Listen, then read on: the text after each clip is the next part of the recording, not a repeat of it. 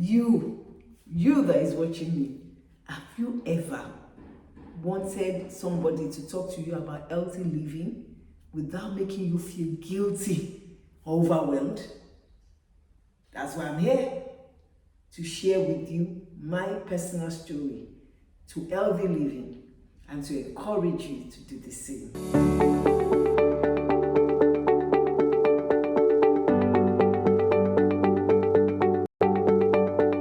Hi, this is Pastor Fumi Awodiya, and you're welcome to Ilera Wellness channel. And this is your first time here, a big welcome to you. Okay, so why are we here? Why is this channel here? So Ilera Wellness is about health tips that will encourage you on the path to health and wellness. Just showing us the simple things that we can do in our homes by ourselves on a daily and a consistent basis can change our health situation, give us wholeness and soundness. And this is my personal experience. This is what happened to me, and I'd like to share my story with you. I'm sure you like to hear my story. Now, when I was a little girl, I was a storyteller, so I love telling stories. So yeah, let's dive into the story. So in 2006, I was your regular girl. Went to the hospital if I had any situation and stuff like that. If I had to, actually, because I didn't really like hospitals and doctors. So in 2006, I was planning a trip to go on vacation with my girls. I have 4 girls, and we're planning this trip. And then, so I had to do a lot of work, round up a lot of things, church work, etc. before I traveled. And I started feeling this back pain. Somebody had mentioned to me casually in a discussion that she used to have a symptom of malaria is back pain. So I just felt, sometimes when you hear something, now changes your mindset. That maybe because I heard that statement, that's why now I'm having this same symptom, back pain, and it's malaria. So I bought malaria drugs, took malaria drugs, and then went on my trip. I started feeling back pain like the second week of this 4-week trip. And I was like, hey, what's happening here? I didn't bring any drugs with me. I didn't know what to do. Now, my mom was with me, and I knew that if I told her, she was going to panic. So I was trying to keep that information to myself. I didn't want to share it with her. Of course, I didn't want to share it with my children. We were small at the time. Anyway, by the time the pain became too intense for me to bear, by the time I could not lift my hand, by the time even to talk was a challenge, I had to tell them I'm in pain. My mom had to get painkillers. My brother had to come over. In fact, I still remember my brother trying to feed me, because I was like, I needed to eat before taking the pain medication, and I could not use my hands, so my brother had to feed me. And I was looking at me like, I'm feeding you, sister. I'm really actually feeding you. And I was like, yeah, was. So anyway, I took painkillers that day. The following day, I think the 3rd day, I felt a bit better. The pain was there, but now it was not so bad, it was not so intense. I was able to round up my trip, come back to Nigeria, and you can trust straight to the hospital. So I got to the clinic and met a doctor, explained to him what had happened, and then of course he said you'd be on painkillers, the same painkillers. So I started taking them, and I continued rather taking them. I went from taking 2 to 4, from taking 4 to 6, from 6 to 8, from 8 to 10, from 10 to 12 in a day, because the pain was too much. The only way I could survive a day was to take painkillers, and this went on from 2006 all the way to 2009. Somewhere in between 2008 and 2009, at a point, I started having stomach pains as well. So I was now bothered. My back.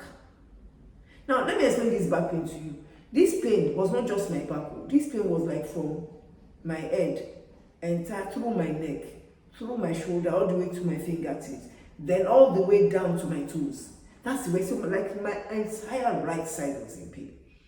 Anyway, so I was now looking for all options. I had somebody come and massage me every time the pain was really bad, and the painkillers were not just enough. That was another thing I had to do. But the one that now got to me was the stomach pain. And I had stomach pain again. So one day I went to the pharmacy to buy the painkillers and mentioned it to the pharmacist, who was somebody I'd known over the years. And he said, Madam, the painkillers you're taking is eating your stomach lining. You are developing ulcer. So I quickly ran back to the hospital and told the doctor. And the doctor said to me, that there's nothing more they can do for me. I asked him to change the pain medication. Maybe another one will not have the same side effect. And said there's really nothing else he can do for me. I'll be on the pain medication for the rest of my life. I was frightened. I was frightened. I was frightened. I said rest of my life. I did a mental calculation. How old I was, how many years I want to live, how many years in between, and I said, no way, no way, no way. I stood up immediately. I told the doctor, thank you, sir. Obviously, you can't help me. You don't have a solution. Let me go and look for solutions somewhere else. The man asked me where. I said, God created us. He has a solution.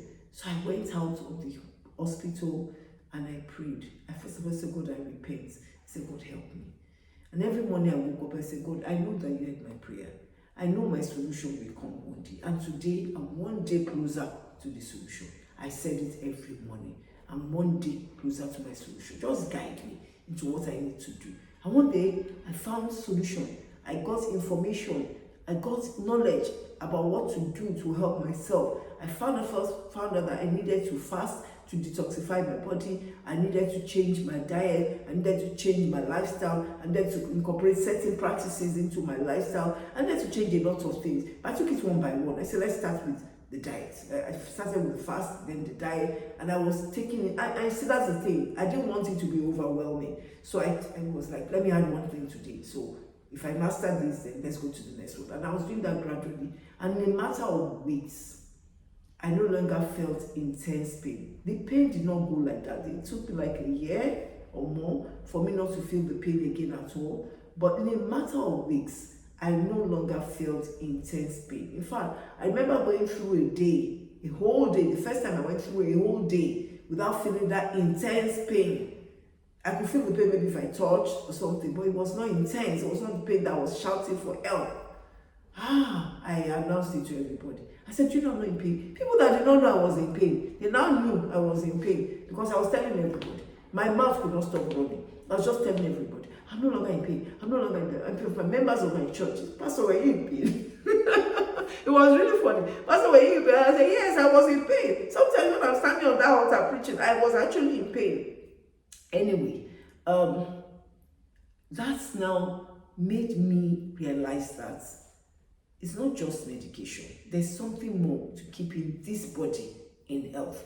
And I began to seek more information. And then I studied natural medicine. I kept studying. And then my friends found out that I was studying these things. And they were like, what are you finding? Well, share with us. So I spoke to my friends. And that's how it became a call. This thing I want to say now, my friends, they gather themselves together. They say, oh yeah, PFE, talk to us. I said, okay. I spent like 3 hours explaining to them the choices they've made that have not helped their bodies, the new choices that they can make that will help their body, what they should do and how they can do it. And as they began to do those things, they will see improvement. And they said, no, you can't just share with us. I mean, there must be many other people that you can share this with. So I began to talk to members in my church. I formed a WhatsApp group, and that's how the calling started. And that's how I cannot let go of it. I want to, every time I hear that somebody died, a Christian, a non-Christian, my heart is so pained because you can make better choices that will keep you in health. No matter where you have been, if it is not at the level of organ damage, you can make better choices that will help you recover your health. And that's what you're going to get on this channel. Talk about nutrition, we talk about plants that you should eat or not eat, we talk about diseases, solutions to them, talk about things like that will help you on the journey to recover your health. And if this is what you're looking for, you are surely in the right place. Please subscribe to the channel.